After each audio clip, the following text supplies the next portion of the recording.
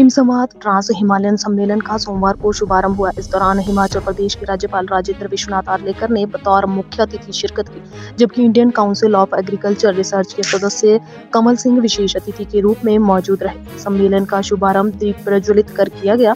इस 3 दिवसीय सम्मेलन में स्थानीय समाधान और कार्यान्वयन रणनीतियों सहित विभिन्न मुद्दों पर विशेषज्ञों द्वारा चर्चा की जाएगी। हिमालयी देशों भूटान और नेपाल तथा हिमालयी राज्यों के 200 से अधिक नीति निर्माता, सामाजिक कार्यकर्ता और शोधकर्ता नौणी में 3 दिनों तक हिमालयी क्षेत्र के सतत विकास पर विचार विमर्श करेंगे। कार्यक्रम में आए हरियाणा के किसान ने बताया कि 15 वर्ष की आयु से वह खेतीबाड़ी कर रहे हैं। उन्होंने कहा कि वह हमेशा से खेती की नई तकनीकों को अपनाकर कार्य करते आ रहे ताकि किसानों की आय को दोगुना कर सके। उन्होंने बताया कि अब वह प्राकृतिक की खेती की शुरुआत की, जिसके बारे में आसपास के किसानों को भी जागरूक किया। उन्होंने कहा कि आज उनका करोड़ों में कारोबार है, जिसको केंद्र सरकार ने भी सराहा है। उन्होंने हिमाचल के किसानों को भी आग्रह किया कि जब वह हरियाणा में रहकर मुनाफेदार खेती कर सकते हैं तो हिमाचल के किसान क्यों नहीं कर सकते। टेरना जिला सोनीपत हरियाणा से आया हूँ। मैं एक छोटा सा किसान हूँ और खेती बाड़ी करता हूँ। यहाँ सेवा इंटरनेशनल द्वारा एक प्रोग्राम आयोजित किया गया है, जिसमें हिमालय क्षेत्र में रहने वाले लोगों का जीवन यापन कैसा हो, इस विषय पर इस संगोष्ठी का 4 दिन का आयोजन है। उस आयोजन में भाग लेने के लिए मैं वहाँ से आया हूँ। मैंने 15 वर्ष की आयु में अपने गांव में खेती शुरू की। बहुत प्रकार से मैं ये सोचता रहा कि किस तरह से एक किसान खेती में ज़्यादा आमदनी कैसे ले सकता है। ऐसे प्रयोग मैंने किए।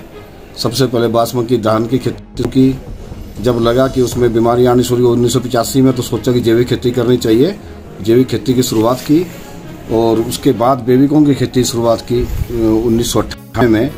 और बेबीकॉर्न की पहले मैंने की, फिर मेरे दूसरे किसानों ने की, फिर पूरे गाँव ने शुरू कर दी। पूरे क्षेत्र ने उस खेती को अपना लिया, जिसके अनुसार सभी गांव के आसपास के गांव के लोगों का जीवन स्तर उभरा। साथ में जो बेबीकॉर्न की खेती से एक फायदा हुआ कि सारा वर्ष हरा चारा मिला, उससे पशुओं की संख्या बढ़ी, दूध की मात्रा बढ़ी और किसान समृद्धशाली हुए। और जब फिर इसको बेचने की बात आई तो पहले 5 स्टार होटलों में बेचते थे, फिर जो छोटी छोटी मार्केटों में, फिर आज़ाद फिर सब्जी मंडी में शुरू किया। तब उत्पादन बढ़ गया और नहीं बेच पाए तो कैनिंग यूनिट लगाई, जिसमें आज हमारे पास 4 कैनिंग यूनिट है और लगभग 400 महिलाएं उसमें काम करती है, 100 पुरुष काम करते हैं और लगभग इसमें 100 करोड़ का टर्नओवर हमारी सभी फर्मों का मिलकर है, जो इसमें एफपीओ भी है, कोऑपरेटिव सोसाइटी है, इंडिविजुअल फर्में हैं। और इस तरह 10,000 किसानों की आसपास के किसानों की आमदनी बढ़ी, जिसमें भारत सरकार ने इस बात को देखा और 2019 में क्या ये हर प्रदेश में आवश्यकता अनुसार खेती करनी चाहिए। जैसे कि जो वहाँ खेती हो रही है उन ऐसी खेती पर विचार करना चाहिए। हिम क्षेत्र में जो खेती को बढ़ावा देना चाहिए। नंबर 1 तो यहाँ जहर मुक्त खेती करनी चाहिए, प्राकृतिक खेती करनी चाहिए।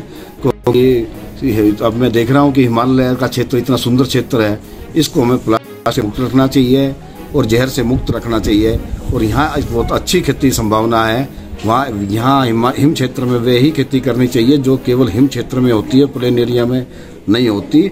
और आज ट्रांसपोर्ट का जमाना है, यहाँ से खेती करिए और नीचे दिल्ली भेजिए। जैसे कि ब्रोकली यदि सर्दियों में दिल्ली के आसपास हो जाती है और गर्मियों में सिर्फ हिमाचल प्रदेश या हिम क्षेत्र में हो सकती है, जो 100-150 रुपये किलो तक भी दिल्ली में बिकती है। तो मैं तो यहाँ के किसानों को, हिम क्षेत्र के किसानों को यही कहना चाहूँगा, ऐसी खेती कीजिए जो प्लेन में नहीं होती है और उन खेती करके दिल्ली की मंडी का उसमें प्रयोग कीजिए। और साथ में यदि हम ज़्यादा खेती करते हैं, उसको प्रोसेस करके देश और विदेश